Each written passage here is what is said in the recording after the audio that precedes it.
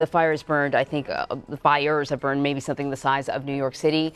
We're talking about a massive amount of loss, but we're trying to understand more about why these fires are the way they are and why they're so intense. So we have here with us CBS News contributing meteorologist Jeff Berardelli. Jeff, thank you so much. Welcome. You're always good to sort of explain what's going on. But, you know, first off, let's just sort of give us an assessment of what's happening in California now. We've got fires in the north, fires in the south. Yeah.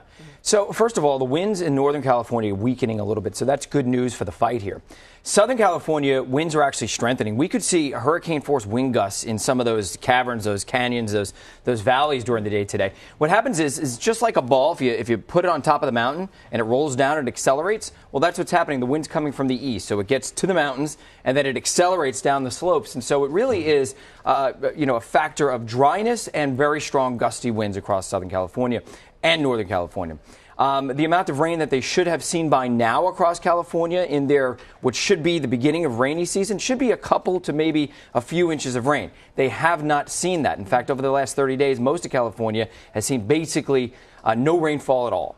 So you can see that right now, in the short term, conditions are dry.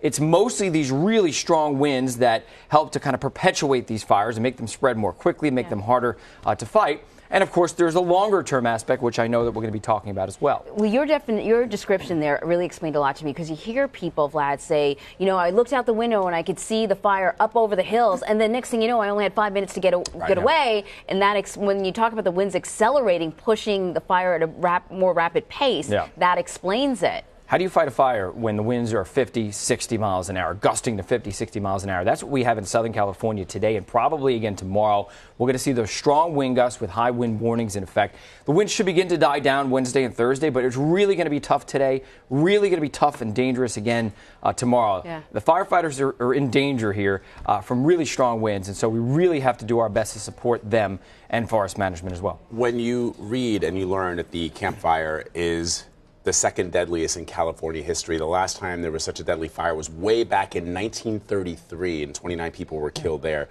What is the cause of fires as massive and as destructive as this? You know, it's a combination. In this particular case. It really is a combination of so many factors. There's the human element, the direct human element, which is people are living near that wildland urban interface. So basically right near the forest and the urban areas, we tend to get more people encroaching on land that they weren't encroaching on before. Fires can be inadvertently or intentionally set. Of course, we don't know in certain cases which is the case. But with more people living in those areas, you're going to have more fires. Add to it the climate change aspect, because there is a large climate change aspect. Air temperatures in the west have risen about 2 degrees or so, western United States, over the past 3 or 4 decades. What that does is it increases evaporation. Also, we end up with longer periods of time where we have dry spells. So essentially, rain is less predictable. You still get rain, and it may all come at one time. We don't need rain all at one time. We need it interspersed kind of consistently throughout the year if we can possibly get it. There is dry season. It doesn't rain during parts of dry season, but it seems like the dry season is getting longer, the rainy season is getting shorter. Snowpack is decreasing, so what you end up is snow is melting earlier, so you have less water availability during the summertime. And so as a consequence of all these factors, increased evaporation, warmer temperatures, less snowpack, over the course of 3 to 4 decades, since the 1970s, we've seen the number of large fires triple in the American West. We've seen fire season increase by 3 to 4 months longer than it was before. So climate change has a hand, and the fact that population has doubled, literally 20 million in the 1970s, 40 million, almost 40 million right now. Wow. So, you know, the president tweeted about forestry management, and he basically blamed the intensity of these fires on forestry management. Can you manage fires like this? It's difficult, and it costs a lot of money. So what role does forestry management play? So this is a long story here. Okay, well, you know, the show's only got a half hour left. Right. I'll do the best I can. But basically, many, many decades ago, we forested and logged a lot of California. By doing so, we got rid of those really resilient big trees. So you end up with smaller growth, and a lot of smaller growth. That smaller growth actually allows the fires to ladder themselves higher and higher into the canopy, can allow those fires to spread more so.